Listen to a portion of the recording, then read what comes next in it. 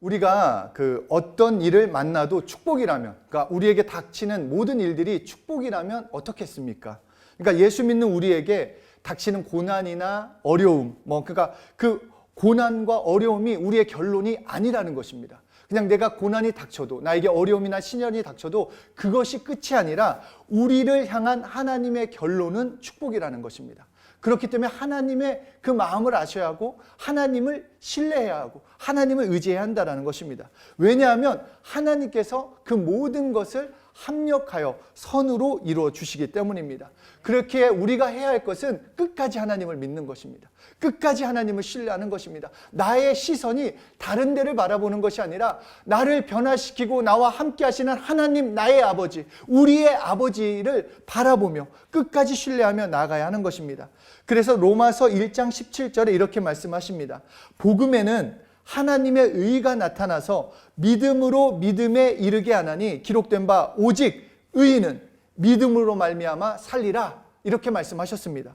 그러니까 믿음으로 시작해서 믿음으로 살아가라. 너 믿음으로 시작했냐? 그럼 믿음으로 계속 걸어가라는 것입니다.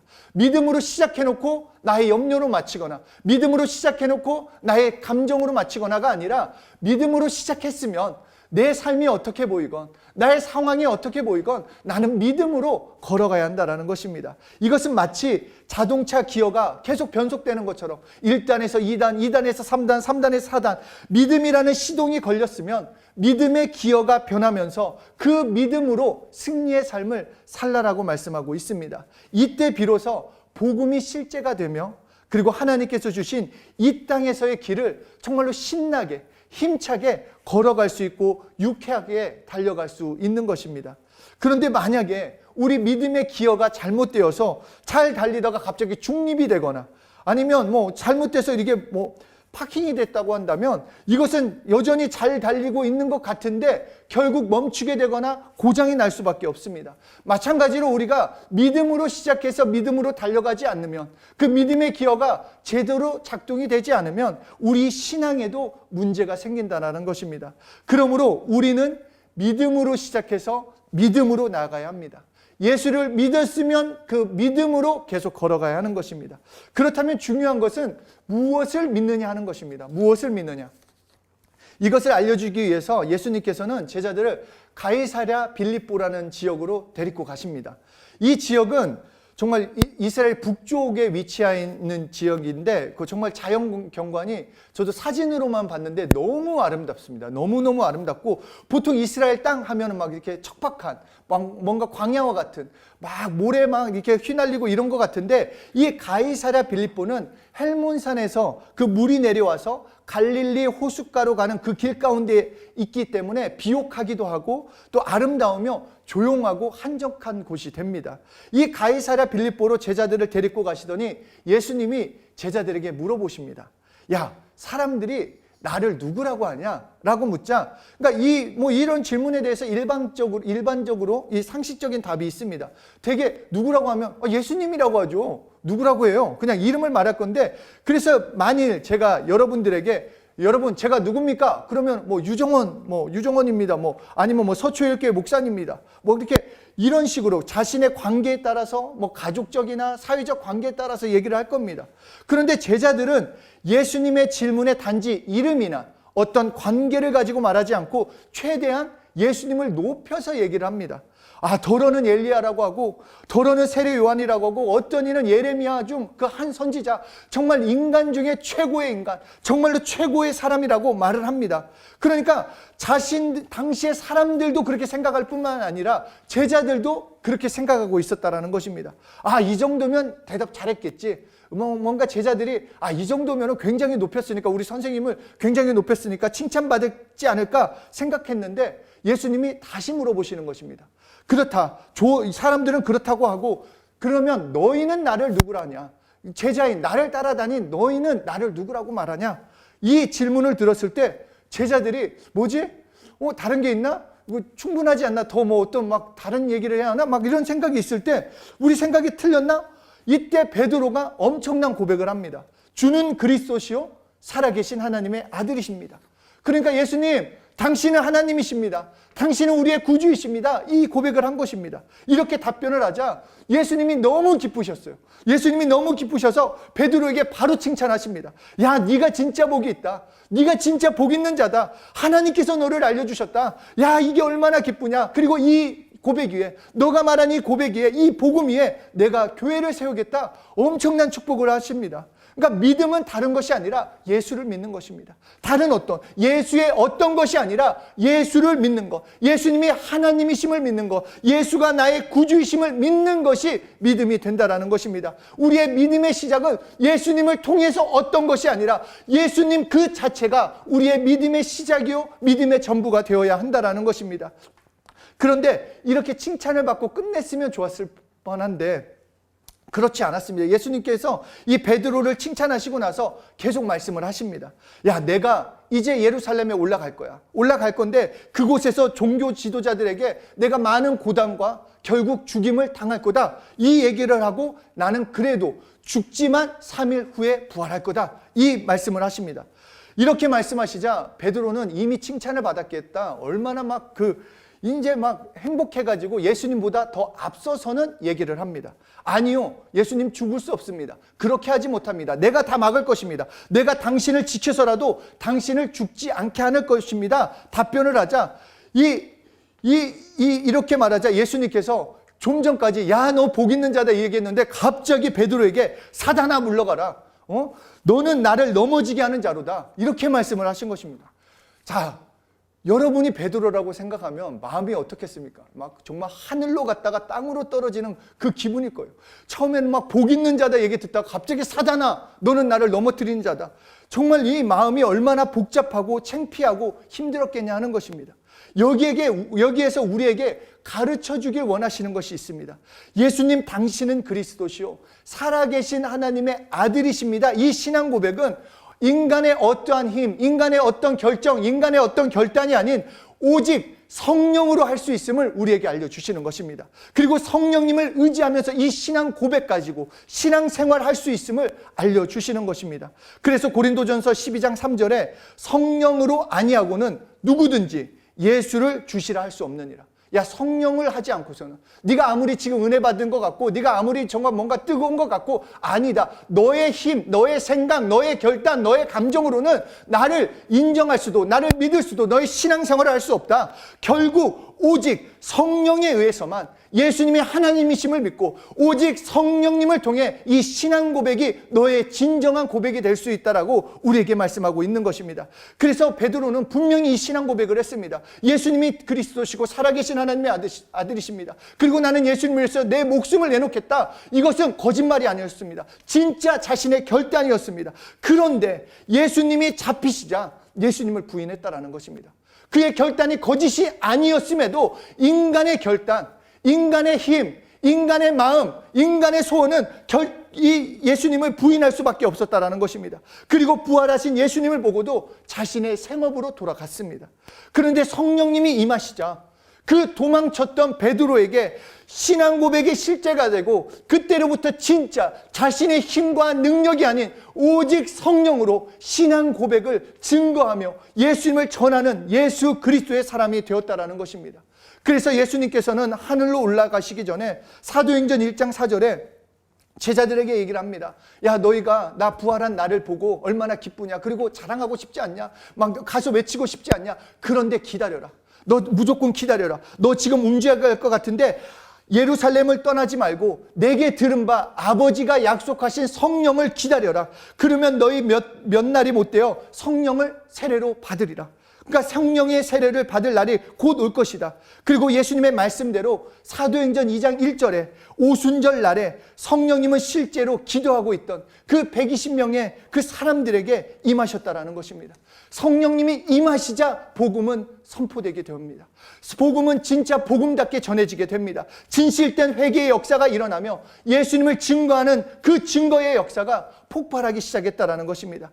그래서 성령이 임하신 날 120명에게 성령이 임하시고 예수를 말하고 예수를 증거하자 성령님을 통해 제자의 수가 3,000이나 더했더라라고 말씀하고 있습니다. 실제로 성령이 임하신 것을 기점으로 하여 성령님을 영접하기 전 사람들과 성령님을 영접한 다음 사람들의 모습은 완전히 다르게 됩니다. 그래서 성령님을 영접한 베드로는 로마에서 순교당할 그날까지 담대히 하나님의 나라를 전하고 예수 그리스도를 증거했던 것입니다. 이와 같이 오늘날도 누구든지 성령으로 아니하고는 예수 그리스도요, 예수님이 그리스도요, 살아계신 하나님의 아들이심을 믿을 수 없습니다.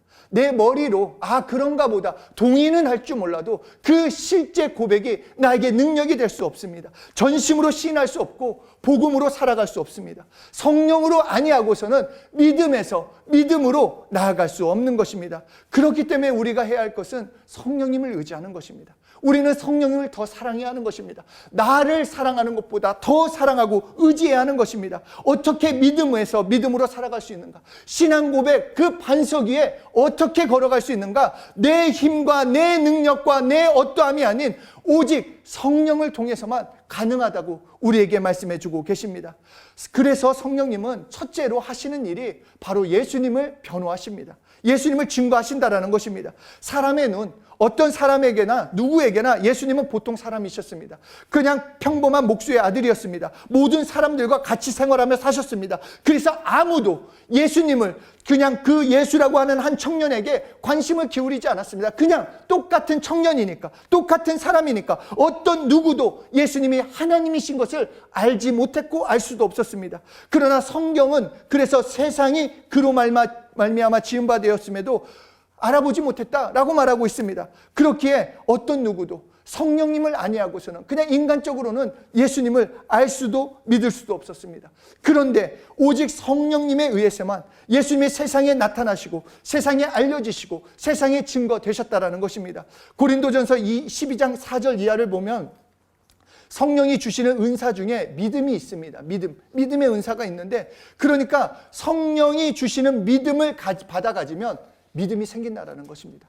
왜 안 믿어지는지가 아니라 성령으로 믿어지게 되는 것입니다. 그러니까 바로 성령님을 내가 의지하고 또 의지하면 성령님께서 나에게 믿음을 주시면 나는 그 믿음으로 예수님을 믿게 되는 것이요, 예수님이 하나님이심을 경험하게 되는 것이요, 그래서 예수님의 그 전생애를 그것을 믿고 예수님이 나의 구주 되심을 내가 날마다 시인하고 믿으며 나아가게 되는 것입니다. 그러므로 예수님을 하나님으로 나의 구주로 영접하고 믿으려면 성령님이 나에게 임하셔야 하는 것이요, 성령님을 의지하고 성령님께 나를 맡기고 드리고 나아가야 한다는 것입니다. 성령님에 의한 믿음, 이것이 복받은 믿음인 것입니다.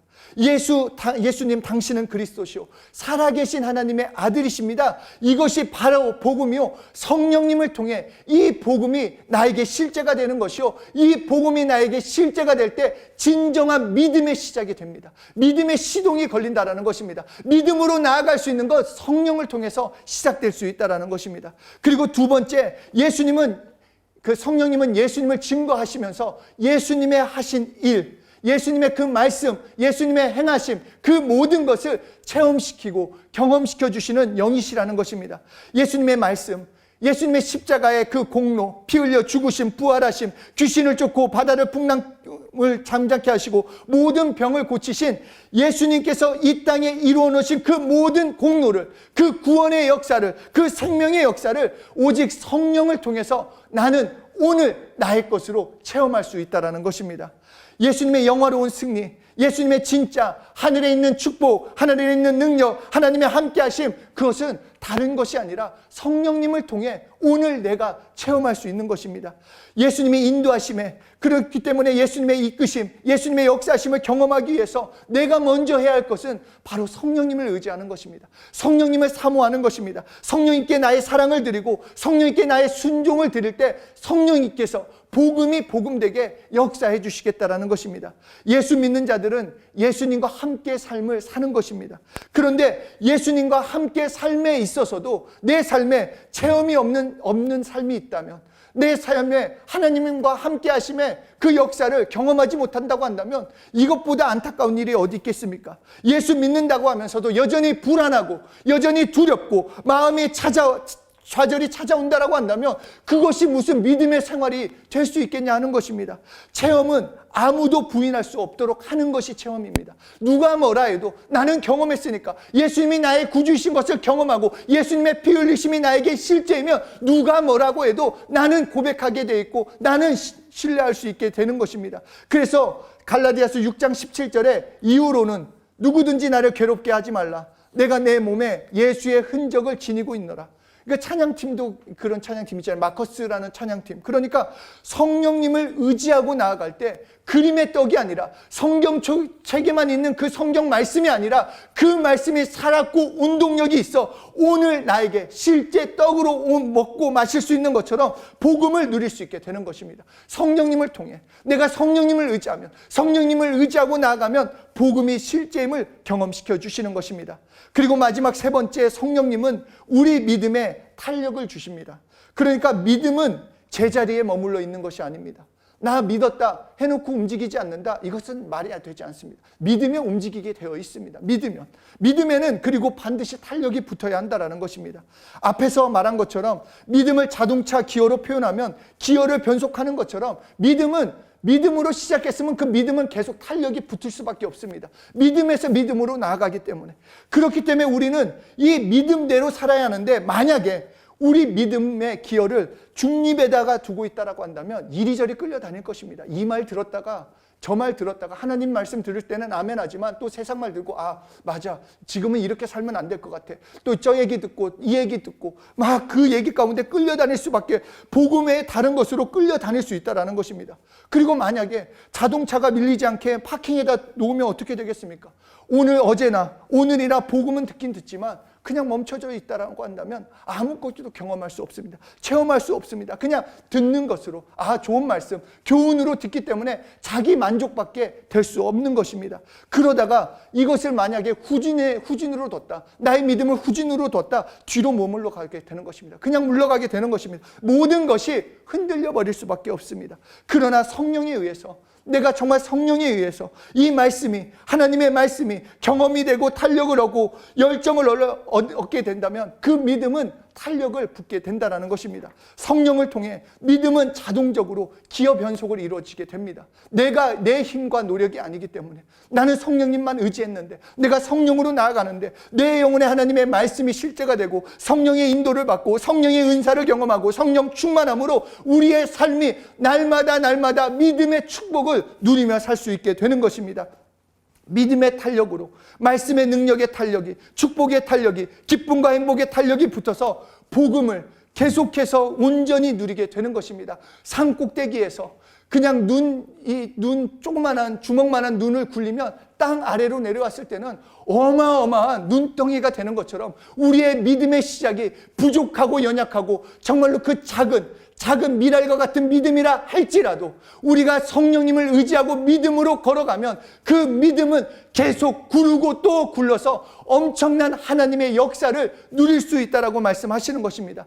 그렇기 때문에 우리는 성령님을 의지해야 합니다. 나의 삶의 운전석을 성령님께 드리는 것입니다. 성령님께서 마음껏 역사하실 수 있도록, 성령님 나의 오늘의 하루, 나의 삶, 2022년 나의 모든 거 하나하나, 공부하는 것, 직장, 모든 가정의 모든 일들도 성령님만 의지합니다. 성령님 인도해 주십시오. 성령님과 함께하기 원합니다. 믿음으로 승리하는 안정되고 정말 축복된 그 길을 걸어가기 원하오니 성령이시여 나를 인도해 달라고 날마다 의지하고 기도해야 한다는 것입니다.